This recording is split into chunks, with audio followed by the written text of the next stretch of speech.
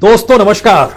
Currency को आप किसी भी दुनिया के किसी भी देश की सीमा में बांध नहीं सकते हैं। जैसे हवा को नहीं बांध सकते हैं, पक्षियों के उड़ने को आप देश की सीमाओं पर रोक नहीं सकते हैं, वैसे ही करेंसी का आलम है। समूची दुनिया उस बाजार व्यवस्था के तहत चलती है जिस बाजार व्यवस्था में जिसके पास सबसे मजबूत करेंसी है वो सबसे ताकतवर है। भारत अगर दुनिया के बाजार में कच्चा तेल खरीदने जाता है तो वह रुपए से नहीं खरीदता है, वो डॉलर से खरीदता है।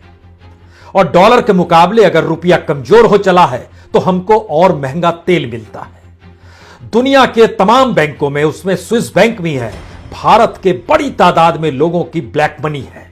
वह ब्लैक मनी रुपए के शक्ल में कमाई जरूर गई होगी, लेकिन वह रुपए की शक्ल में उन बैंकों में जमा नहीं है। वो कहीं डॉलर है, कहीं पौंड है, कहीं यूरो है, क्योंकि इनकी ताकत रुपए की तुलना में कहीं ज्यादा मजबूत है। और दुनिया के किसी भी देश में डॉलर हो, पौंड हो, यूरो हो, ये चल जाएंगे, लेकिन रुपया नहीं चलेगा।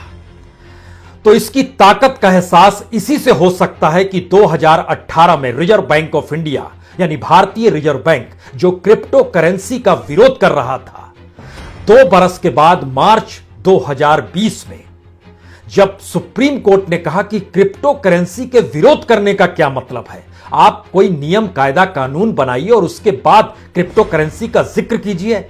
तो मार्च के महीने में ही, यानी बीते बरस मार्च के महीने में ही आरबीआई ने कहा हमारी सहमति और हम अपना कानून बनाएंगे। और अब स्थिति ऐसी आ गई कि देश की संसद के शीतकालीन सत्र में, जो 29 तारीख यानी इसी 29 नवंबर से शुरू होने जा रहा है, बाकायदा क्रिप्टो करेंसी और डिजिटल करेंसी को लेकर एक सरकार बिल लाने वाली है। इस बिल का मतलब यही है कि इस देश में वर्चुअल इकोनॉमी का राज होने वाला है। वर्चुअल इकोनॉमी का मतलब बहुत साफ होता है, वो आपको रुपए की शक्ल में नहीं मिलेंगे, वो आपको सिक्के की शक्ल में नहीं मिलेंगे, वो वर्चुअल होंगे, जो सीधे ऑनलाइन होगा। यानी आप इंटरनेट के जरिए अपने तौर पर आपके पास कितना पैसा है, कैसे ट्रेडिंग हो रही है, यानी बीच में कोई नहीं होगा। उस रुपए का हिसाब किताब सरकार अपने तौर पर रखेगी। अब यहां पर सबसे बड़ा सवाल भारत को लेकर शुरू होता है, क्योंकि संसद के इस शीतकालीन सत्र में सिर्फ डिजिटल इकोनॉमी या क्रिप्टो करेंसी को लेकर बिल नहीं आ रहा है, बल्कि इस देश के बैंकों को बेचने को लेकर भी बिल आ रहा है। यानी सरकारी बैंकों को प्राइवेटाइज किया जाए, इसको लेकर भी सरकार बिल लाने वाली है। इसके मतलब क्या है? क्या भारत में आने वाले दिनों में बैंक खत्म हो जाएंगे और एक दरवाजा इस वक्त इस बिल के जरिए खुल जाएगा जहां पर आप सरकारी बैंकों को निजी हाथों में सौंप सकते हैं? यकीनन रास्ता खुल जाएगा। तो इस देश में जब बैंक ही नहीं बचेंगे तो फिर इतने बड़ी तादाद में तकरीबन 14 लाख बैंक कर्मी करेंगे क्या? उनके पास कोई काम नहीं रहेगा क्या? यह सवाल तो बैंक के मर्जर के वक्त भी उठना चाहिए था और उस वक्त भी सोचना चाहिए था। लेकिन कहते हैं जब करेंसी की ताकत सुनामी की शक्ल में अंतर्राष्ट्रीय बाजार को प्रभावित करने निकल पड़ी हो, तो आपके पास भी क्या रास्ता बचता है अगर आप स्वावलंबी नहीं है, आत्मनिर्भर नहीं है। जो बिल लाया जाने वाला है, पहले उसकी शक्ल को देख लीजिए, क्योंकि 26 बिलों का जिक्र है इस शीतकालीन सत्र में रखा जाएगा। उसमें 10वें नंबर पर है the crypto currency and regulation of official digital currency bill, यानी क्रिप्टो करेंसी एवं आधिकारिक डिजिटल मुद्रा विनिमय विधेयक 2021। इसके भीतर बहुत साफ तौर पर लिखा गया है कि आरबीआई द्वारा जारी डिजिटल करेंसी को कानूनी जामा पहनाया जाएगा, यानी निजी क्रिप्टो करेंसी पर प्रतिबंध लगा दिया जाएगा। और आरबीआई कुछ ऑप्शंस छोड़ेगी, कुछ एक्सेप्शनल केस छोड़ेगी, जिसमें वो चाहेगी कि क्रिप्टो करेंसी की टेक्नोलॉजी और उसका यूज हो सके। यानी वर्चुअल करेंसी को लेकर सरकार की सहमति है, ये पहली लाइन में बात सामने आ गई। अगर इसके हूबहू सरकार के शब्दों को सुनना चाहते हैं तो इसको ऐसे समझिए कि to create a facilitated framework for creation of a official digital currency to be issued by RBI, यानी ऑफिशियल डिजिटल करेंसी सरकार जारी करेगी आरबीआई के जरिए। अगली लाइन कहती है the bill also seeks to prohibit all private cryptocurrencies in India. However, it allows for certain exceptional to promote the underlying technology of cryptocurrencies and its uses. सरकार की सहमति भी है।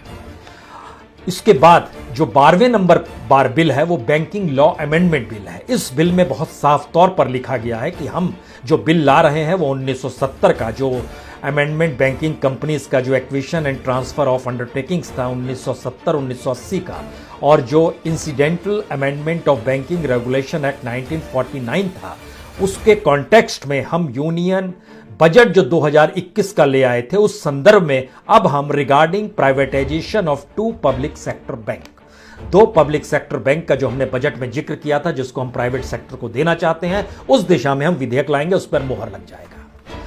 तो बैंक वाले तो पहले सोचना शुरू कर दें कि उनके साथ आने वाले वक्त में क्या होने वाला है, क्योंकि इस देश में बैंक कर्मियों की तादाद तकरीबन 14 लाख के लगभग में है। ऐसा नहीं है कि सरकार के जहन में यह अचानक आ गया, सरकार की नजर दुनिया के बाजार पर होती है। क्रिप्टो करेंसी की दस्तक यूं ही शुरू नहीं हुई है इस देश के भीतर में, और जो ये सोच रहे हैं कि जो अलग अलग क्रिप्टो करेंसी इस देश में चल रही थी, अलग अलग शब्दों, अलग अलग जरिए, चाहे वो बिटकॉइन का जिक्र अपने तौर पर आप कर लीजिए, चाहे जब आपने शेयर बाजार में कल जब ऐलान हुआ तो उसका जिन लोग असर पड़ा, जिस भी क्रिप्टो करेंसी की अलग अलग एस्पेक्ट्स पे, उस पे मत जाइए। अभी खाली समझिए कि वर्चुअल दुनिया इस देश में कैसे आने वाली है।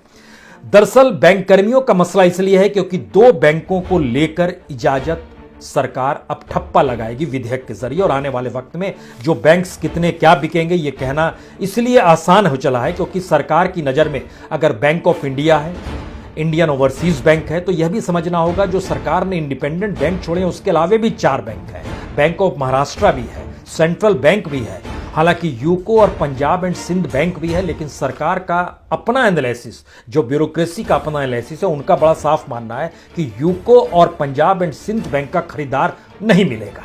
उसकी बुक जो है बहुत खराब हो चली है, और बुक खराब होने की वजह एनपीए सबसे बड़ा कारक होता है, और उसके ऊपर जो बोझ होता है उसको कोई दूसरा खरीदेगा नहीं। लेकिन सवाल ये नहीं है कि बैंक ऑफ इंडिया बिक जाएगा, इंडियन ओवरसीज बैंक बिक जाएगा, और आने वाले वक्त में जो डॉट हाउसेज है जो बिकने की कतार में है उसमें बैंक ऑफ महाराष्ट्र भी और सेंट्रल बैंक भी है। सवाल यह है कि बैंक ऑफ इंडिया में एम्प्लॉइज लगभग 50,000 है, ब्रांच लगभग 5,100 है, एटीएम इसके 7,400 है, सरकार के पास इसका शेयर 89% है, सरकार 40% शेयर बेचना चाहती है। इसी तरीके से इंडियन ओवरसीज बैंक है, इसमें एम्प्लॉय तकरीबन 31,000 काम करते हैं, इसके ब्रांच लगभग 3,400 है, एटीएम लगभग 3,000 है। इतनी बड़ी तादाद में एम्प्लॉइज को जब वो प्राइवेट सेक्टर के अधीन चले जाएंगे, क्या वो इतनी बड़ी तादाद में एम्प्लॉइज को रखेगा? खासतौर से तब जब इस देश में क्रिप्टो करेंसी और वर्चुअल इकोनॉमी और डिजिटल इकोनॉमी की दिशा में सरकार बिल लेकर आने वाली है। दुनिया का दबाव है, बाजार का दबाव है, मल्टीनेशनल कंपनीज का दबाव है। दुनिया के तमाम देशों में आप चले जाइए, चाहे Singapore, Malaysia, Dubai, America, Britain, Nigeria, Canada, इन तमाम जगहों पर क्रिप्टो करेंसी खूब चल रही है। और अपने तरीके से इनसे जुड़े हुए जो बड़ी बड़ी कंपनियां हैं, चाहे उसमें माइक्रोसॉफ्ट को भी आप ले लीजिए, क्रिप्टो को भी ले लीजिए, ऐसी बड़ी कंपनियों की कतार में 50 से ज्यादा बड़ी कंपनियां अपनी पूरी डीलिंग क्रिप्टो करेंसी के आधार पर कर रही है। और इस क्रिप्टो करेंसी का जो मार्केट चलता है वो कमाल का है, उसकी जो ग्रोथ है वो कमाल की है। यानी एक तरफ भारत के भीतर की बैंक की स्थिति, ये बैंक की स्थिति जो भारत के पूरे कैपिटल जो 5 ट्रिलियन का सपना देखा गया, उसमें मोदी के आने से पहले, यानी प्राइम मिनिस्टर मोदी के बनने से पहले 2014 में लगभग 71% योगदान था। आज की तारीख में वो घटते घटते 57% पर आ गया है। घट रहा है बैंकों का अपने तौर पर जो उनका हिस्सेदारी होती है। सवाल ये भी नहीं है, सवाल है उसके बाद देखिए, बैंक ऑफ महाराष्ट्र लगभग 12,000 एम्प्लॉय है, सेंट्रल बैंक लगभग 30,000 एम्प्लॉय है। इतनी बड़ी तादाद में तो कोई नहीं रखेगा, ये तो कोई भी आसानी से समझ सकता है। और इस दौर में सरकार के जहन में हम क्यों कह रहे हैं कि आने वाले वक्त में डिजिटल इकोनॉमी और डिजिटल करेंसी के जरिए वर्चुअल बैंकिंग सिस्टम पे ही जाना था, हम इसलिए कह रहे हैं क्योंकि सरकार ने इस दौर में, अगर आप ध्यान दीजिए, जो रिक्रूटमेंट भी होते हैं बैंकों के भीतर में, 2014 से 2019 तक का लीजिए, जो पहले 5-6 साल थे, 72,000 एम्प्लॉयमेंट मिला इस देश के तमाम कॉमर्शियल बैंकों के भीतर में। लेकिन इतने ही बरस में अगर मनमोहन काल में चूंकि ये क्रिप्टो करेंसी सोची नहीं गई, वर्चुअल दुनिया आ जाएगी ऐसा सोचा नहीं गया, तो उस काल में लगभग 2,05,000 लोगों की भर्ती बैंकों में हुई थी। यानी 10,50,000 से बढ़कर 12,91,000 तक आ गए और मोदी काल में 12,91,000 से बढ़कर 13,63,000 तक पहुंचे। यह स्थिति है बैंकों के भीतर की भी। और अगर आप उनके तमाम चीजों को देखना शुरू कीजिएगा तो आप देखिए